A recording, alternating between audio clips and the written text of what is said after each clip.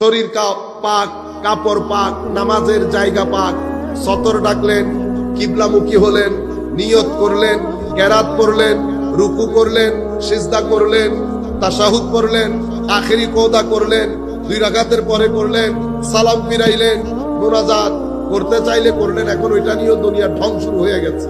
ওইদিকে আমি যাচ্ছি না, এই ঢং রঙের মধ্যে। এটা হচ্ছে নামাজের বাইরের সাইড। আদায় করেছেন, আদায়, কিন্তু মসজিদ থেকে বের হওয়ার পরে গালি দিয়ে ফেলছে। মসজিদ থেকে বের হওয়ার পরে লুঙ্গি আপনার হাঁটুর উপরে উঠে গেছে।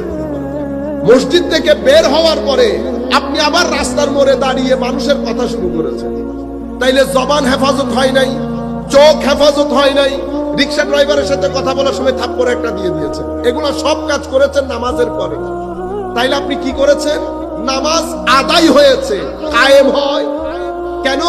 কারণ নামাজ হচ্ছে ফিতা টেপের মতো, স্কচ টেপ আছে না, লেগে যায়। আপনি নামাজ পড়ার পরে হাত নামাজের মাধ্যমে কন্ট্রোল হবে। আপনি যেই দিতে যাবেন, নামাজ হাতকে আটকে রাখবে, দিস না, এটা তোর জায়গা না। আপনি মুখে কিছু বলতে চাচ্ছেন, আপনার নামাজ আপনার মুখকে চেপে ধরেছে। আপনার নামাজ আপনার ভিতরে হারাম যেতে নিষেধ করছে। তখন